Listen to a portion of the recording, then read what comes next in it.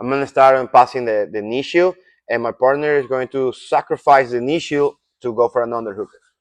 If I stay here, he goes to my back or finds ways to wrestle up. So the first thing normally people will do is put in a wizard or an overhook right here. This arm stops him from coming up or at least from going to my back. Then the second thing I want to do is not letting him get head close to my chest. So I'm going to push the head away and immediately kind of raise my base up and then wrap around the neck and connect both.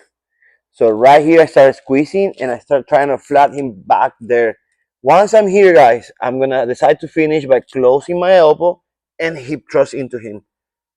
Most of the time, the guy will free his leg and start to try to wrestle up. Keep going, keep going. And so then you're gonna start falling, but you're gonna continue walking into him and putting this knee right there and topping it with the outside leg. The connection between my chin and his lower upper back, sorry, should not be this far. It should be out here. And then the squeeze is about locking your elbows to yourself and then squeezing.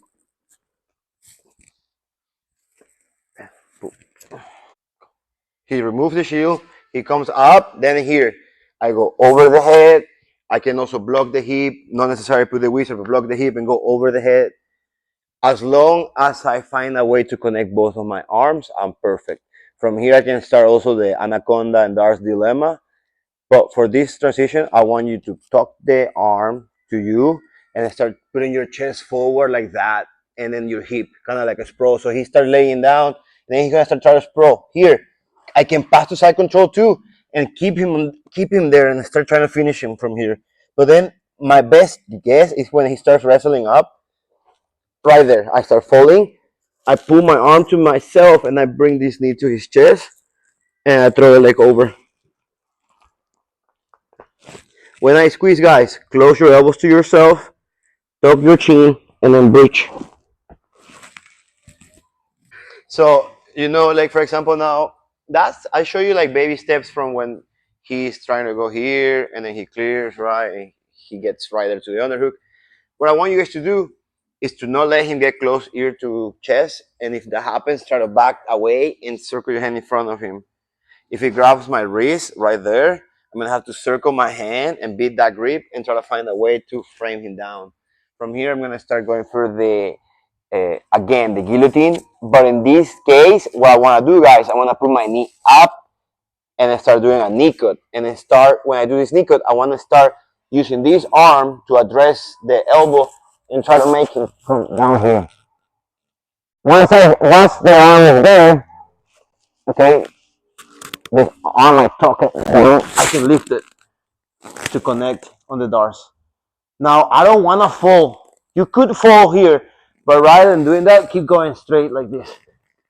Connect the hands right here. Look back, back, and then you're gonna fall on the side and the opposite because you were cutting to that direction, right, to the head.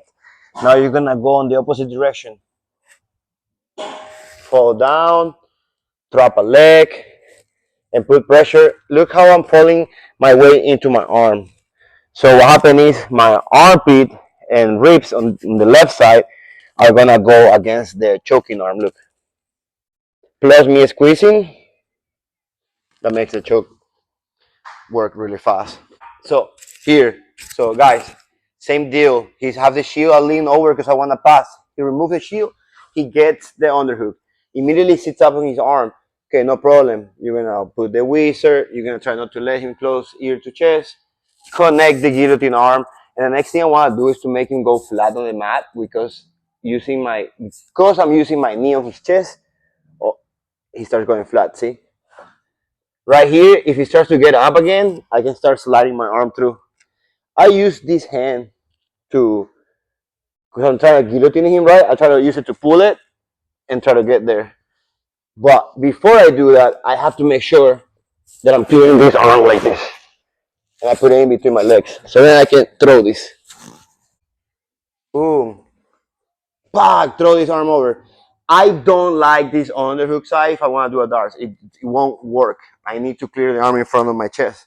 So in this case, I'm going to try to pass. And when I pass, I try to tuck the arm. You see that? Right there, boom. The connection is in. Then I start falling in the side of this arm. Look, in this direction. Drop here, drop there. Something that anchors you and lets you put weight on this side, on this direction. There's a lot of adjustments to be done on the darts. But right now, just focus on connecting hand on the bicep and the hand on the back. From there, there's details. Oh, what happened when I cannot lock my arms too short? One piece of advice too for someone who does darts is that when you are gonna throw the darts and you have the guillotine connection like this, you're gonna slide it. See how I pull it with the arm? I pull it in. So, down.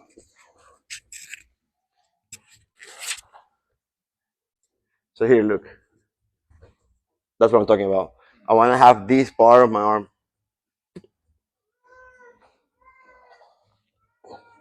Now it can be here. I can tuck the neck and pull it. Another thing that helps, see the arm doesn't lock all the way because of that. So I want to find a way to bother it with my elbow. See, my elbow kind of addresses it. You can also fall on this side and choke him. But I don't like to give up this position so I don't fall too much. Rather, I try to make him go sit on your elbow, sit up on your elbow. So if I'm doing so if he has the underhook, I try to get out on the pass, and the pressure of the pass, see, the arm goes. Then I try to go forward. I try to fall on this side instead.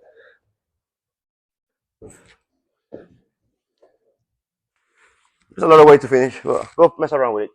Go, guys. Thank you.